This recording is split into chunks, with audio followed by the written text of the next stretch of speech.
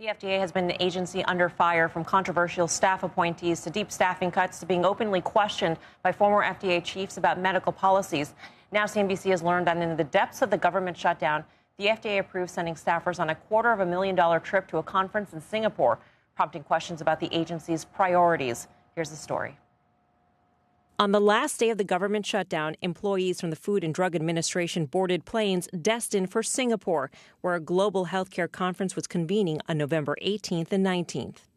According to internal FDA documents and invoices CNBC obtained, the delegation was comprised of 31 FDA staffers.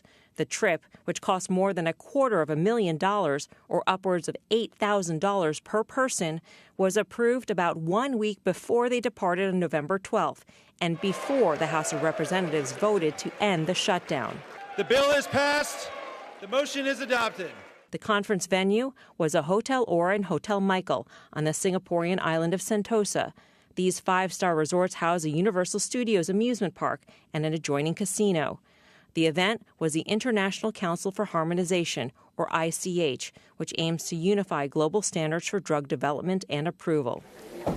But questions about the trip come as the agency is under fire from all sides. It's undergone a roughly 15% reduction in staff. A lot of this reorganization is smart, and it's being smart with taxpayer dollars. And the Trump administration is proposing an 11.5% reduction in budget to the FDA. On top of this, senior leadership has been in upheaval, and former FDA chiefs have publicly questioned the agency's handling of key issues such as vaccine policy. Dylan Hetler-Gaudet is the acting vice president of policy and government affairs at the Project on Government Oversight, a nonpartisan watchdog group that champions government accountability. He says the public perception of attending an international conference in the shadows of a shutdown is not good. I would hope that FDA leadership and the administration would place a higher degree of priority on making sure the organization, the agency, is resourced completely rather than needing to attend specific conferences or events. In a statement to CNBC, an FDA spokesperson said the meeting was mission critical and required approval from center leadership and the chief operating officer. He added attendance in the prior 2 years ranged from 47 to 49 delegates, and the purpose of the conference was to support global alignment on drug development, approval standards, and regulatory science. And taxpayers did not foot the $250,000 bill, according to the FDA's statement. The trip was funded with carryover user fees, money the agency collects from drug, device, and other medical product manufacturers for product reviews, inspections, and other regulatory work.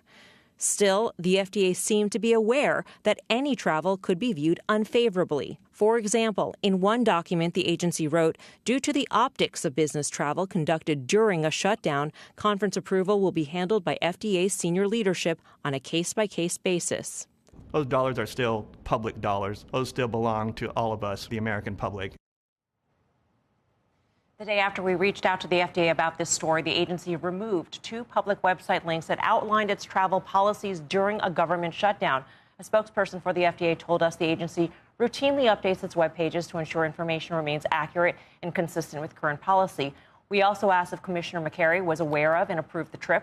The FDA did not respond to our repeated questions about that matter in particular.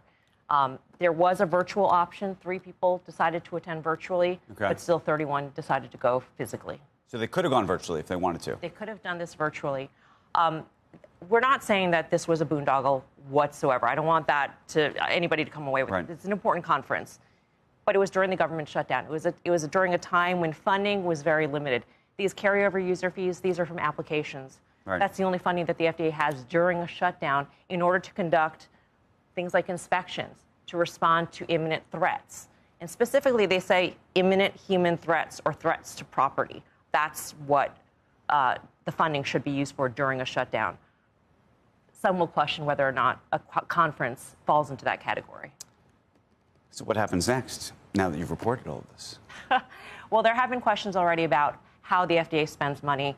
Congressman James Comer of Kentucky, Republican from Kentucky, has held hearings about budgets, priorities, et cetera. And obviously, there are a lot of questions just around the management at the FDA, the revolving door at the FDA when it comes to top staff. So this is just one piece in sort of the picture of where this agency is right now. Great reporting. Really interesting.